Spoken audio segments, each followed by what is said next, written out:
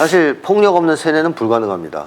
예를 들어 꼬마가 와서 야 윤석열은 사실 인간이 아니고 돼지래 그러면 네. 받아들일 수 없잖아요.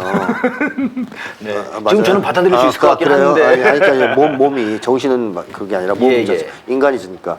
근데 그걸 힘센 사람이 그렇게 얘기하면 그 순간 아니요라고 얘기하기 힘들단 말이에요. 혹시 그런가? 내가 몰랐나? 돼지인데? 뭐 이렇게 생각할 수도 있는 거예요. 판단력이 흐려지면서 무서우니까. 제가 그 최근에 들은 얘기 중에 이 말이 굉장히 인상 깊어가지고 한번 여쭤보려고요. 이 버트럼 그로스라고 하는 학자라는데 이 사람이 그 안토니오 그람시의 문화적 헤게모니 이론을 연구한 사람이랍니다. 네. 저는 이번에 처음 들어봤는데요. 네. 말이 너무 재밌더라고요. 저항하는 사람을 감옥에 넣는 것보다 네. 저항하는 사람의 뇌에 감옥을 넣는 것이 훨씬 더 효과적이다. 네. 이게 이제 파쇼들의 통치 수법 중에 이제 그렇다는 거예요. 이거 굉장히 인상이 깊더라고요. 네. 사실 이게 맞는 얘기죠. 예. 그러니까 사람을 감옥에 가두면 정신은 가둘 수가 없어요. 네네. 끝없이 저항을 할 수가 있습니다. 네. 그런데 정신을 감옥에 가둬버리면 혹은 정신 속에 감옥이란 걸 집어넣는다면 네. 그 사람을 통제할 수 있죠. 네. 훨씬 더 효과적이죠. 어허. 그래서 사람을 지배할 때는 결국 혼을 지배해야 된다. 뭐 정신을 지배해야 된다. 네네. 이런 건데요. 그러니까 일본 놈들이 옛날에 우리 한국 사람들을 무단 통치했잖아요. 예. 처음에는 막 폭력적으로. 그러니까 저항한단 말이에요. 3.1 운동이니 뭐니. 네. 얘들이 바꾸단 말이에요. 문화 통치로. 아. 그 머리를 네. 머리를 이제 쉽게 세탁하려고 음. 창씨 개몽도 시키고 한국말 못 쓰게 하고 네. 이런 작업을 하기 시작하죠. 그게 훨씬 더 효과적이다는 걸 알기 때문에. 근데 오늘날에는 기본적으로 이 지배수단은 파시즘의 지배수단은 총칼은 아니에요. 한국에서는 예. 적어도.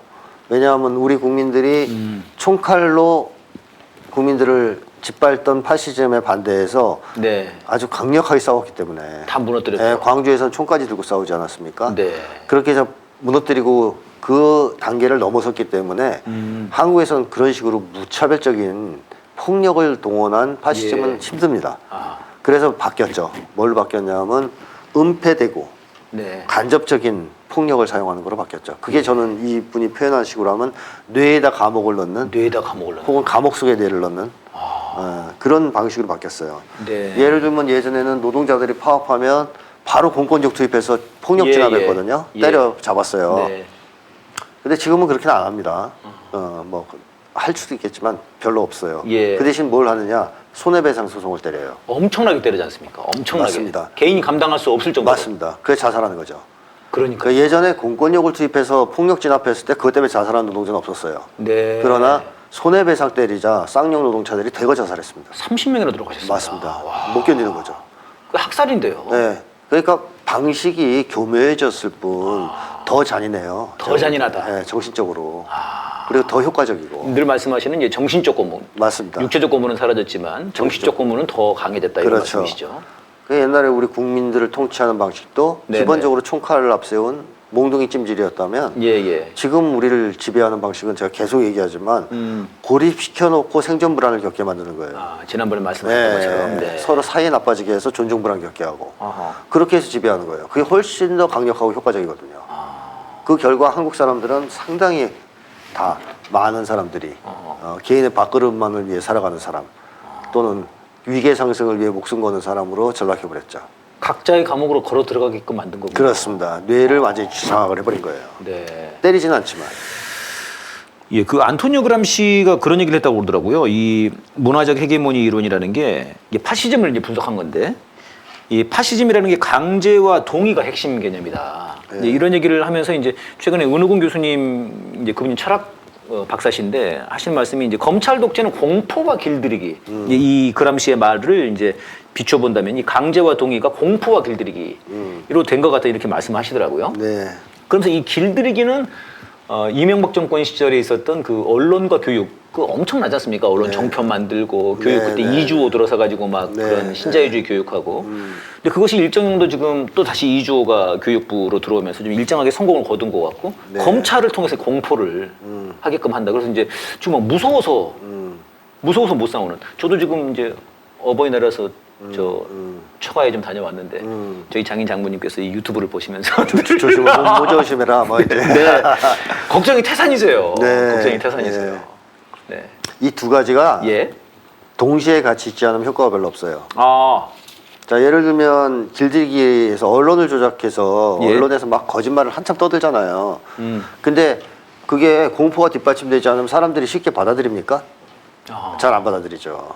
뭔 소리야? 뭐 이러면서 이제 안 믿거든요. 네. 공포가 있으면 받아들여요. 그럴싸해서 받아들인다기보다는 심리적으로 무서워서 받아들인다. 무서워서 판단력도 떨어지고 사고력도 떨어지고 제가 여러 차례 얘기했지만 그 보이스피싱 할 때 처음에 겁부터 주는 게 그것 때문이잖아요. 네. 전화 걸어가지고 큰일 났다. 검찰이다. 당신 통장이 뭐 이용당했다. 뭐 네 애들 내가 집 잡았다. 납치했다. 죽일 거다. 그럼 그거랑 같은 말이다. 네, 그럼 놀래가지고 걔가 하는 말을 막 믿는 거예요. 그다음부터 받아들이는 거죠. 그다음에 심리가 붕괴되는 거군요. 그렇죠. 그 순간 합리적 저항을 못하게 되는 비판적 사고를 잘 못하게 되는 이런 문제가 있고 그다음에 공포가 있으면 합리화를 시키려고 하는 경향이 생겨요. 그 공포에 굴복하는 자기가 너무 좀 문제가 있기 때문에 자괴감 같은 걸 느끼기 때문에 네네. 내가 저 공포에 그냥 굴복할 수는 없잖아요. 쪽팔리니까. 근데 뭔가 이때 거짓말 같은 언론이 마사지를 막 해주면 그거를 빌미로 굴복하는 자기를 합리화하는 거죠. 나만 그런 게 아니야. 뭐 이런 거군요. 그렇죠. 그리고 보니까 지식인들 나와서 다 저렇게 얘기하는데 다 날리면이라고 하는데 뭘? 그렇게 되면서 길들이기 훨씬 쉬워지죠.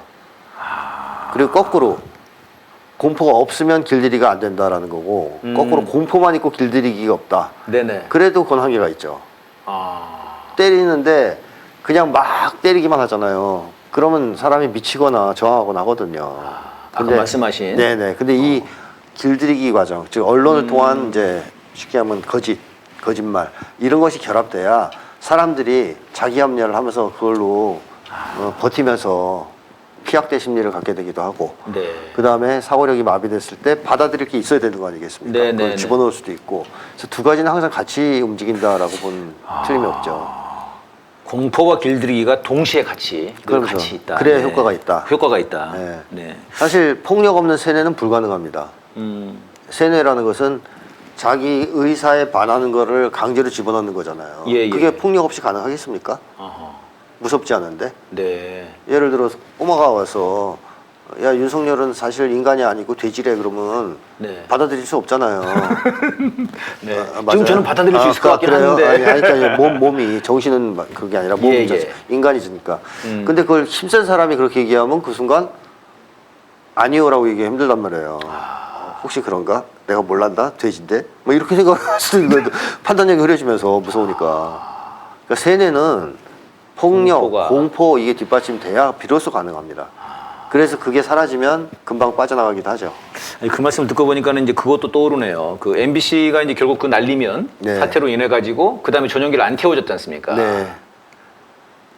그러니까 다른 모든 언론들이 알아서 기죠. 질문을 못 하지 않습니까? 맞습니다. 길들이기죠. 이게 이제 배제와 예. 공포와 길들이기 이게 그렇죠. 같이 가는 거군요. 그렇죠. 야, 이걸 딛고 일어서야 될 텐데요. 우리 국민들도 그렇죠. 언론들도. 예. 예. 국민들은 제가 볼 때는 딛고 일어설 수 있을 것 같은데 언론이 더 문제죠. 언론은 예. 알겠습니다.